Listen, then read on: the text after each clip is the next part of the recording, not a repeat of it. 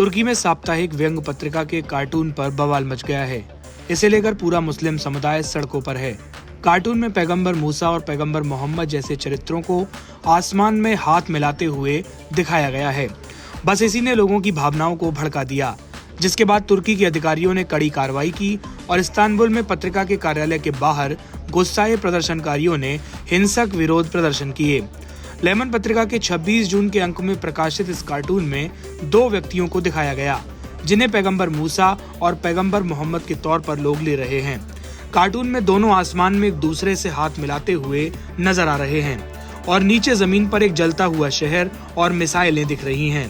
पत्रिका का दावा है कि कार्टून का उद्देश्य इजराइल के हमलों में मारे गए एक मुस्लिम व्यक्ति की पीड़ा को उजागर करना था, जिसका नाम काल्पनिक रूप से मोहम्मद रखा गया था। पत्रिका के संपादक का कहना है कि इस्लामी दुनिया में 20 करोड़ से अधिक लोग मोहम्मद नाम के हैं। इस कार्टून का पैगंबर मोहम्मद से कोई लेना देना नहीं है। हालांकि इस स्पष्टीकरण के बाद कार्टून को धार्मिक भावनाओं का अपमान माना गया और इसे लेकर तुर्की के अधिकारियों और रूढ़िवादी समूहों में भारी आक्रोश फैल गया।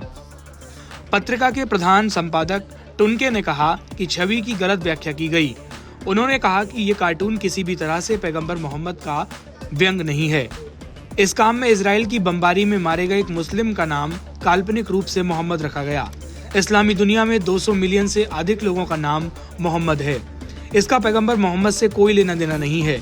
हम ऐसा जोखिम कभी नहीं लेंगे। जैसे ये खबर फैली, कई दर्जन गुस्साए प्रदर्शनकारियों ने इस्तांबुल के डाउनटाउन में लेमन के कर्मचारियों द्वारा अक्सर इस्तेमाल किए जाने वाले एक बार पर हमला कर दिया, जिससे पुलिस के साथ उनकी तीखी झड़प हो गई। झड़पें जल्दी हिंसक झड़पों में बदली, जिसमें 250 से 300 लोग शामिल हो गए। इस पूरे मामले को लेकर न्याय मंत्री यिल्माज टुनक का कहना है, कोई भी स्वतंत्रता किसी विश्वास के पवित्र मूल्यों को बदसूरत हास्य का विषय बनाने का अधिकार नहीं देती। हमारे पैगंबर का व्यंग किसी भी तरह का दृश्य प्रतिनिधित्व न केवल हमारे धार्मिक मूल्यों को नुकसान पहुंचाता है, बल्कि सामाजिक शांति को भी नुकसान पहुंचाता है। तुर्की के गृह मंत्री अली ने एक वीडियो साझा किया, जिसमें प्रमुख कार्टूनिस्ट को हथकड़ी पहनकर ले जाते हुए दिखाया गया। उन्होंने कार्टून को घृणित और हमारे पैगंबर की निंदनीय छवि बताया। गृह मंत्री का कहना है कि मैं अपने पैगंबर के इस बेशर्मी भरे व्यंग की कड़ी निंदा करता हूं। जो किया जा रहा है वह प्रेस की स्वतंत्रता नहीं है। जो किया जा रहा है वह अभिव्यक्ति की स्वतंत्रता नहीं है।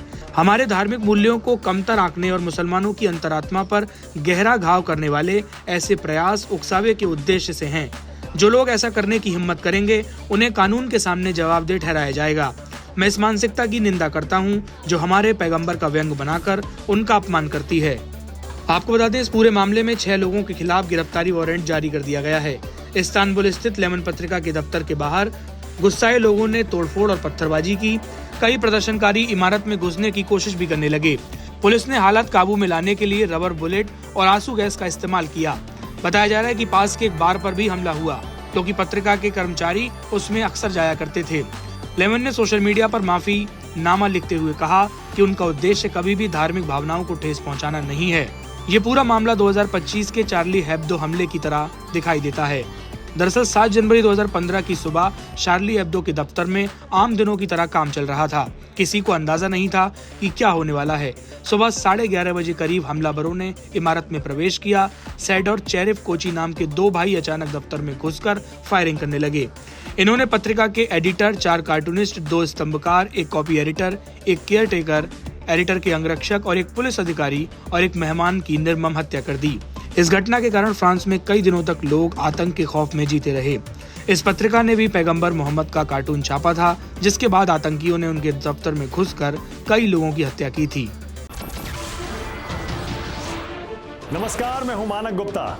अगर आपको हमारा ये वीडियो पसंद आया हो तो इसे लाइक और शेयर जरूर करें, और हाँ, हमें सब्सक्राइब और फॉलो करना ना भूलें, ताकि आप देश और दुनिया की कोई खबर मिस ना करें। तो जुड़े रहिए हमारे साथ और देखते रहिए न्यूज़ 24।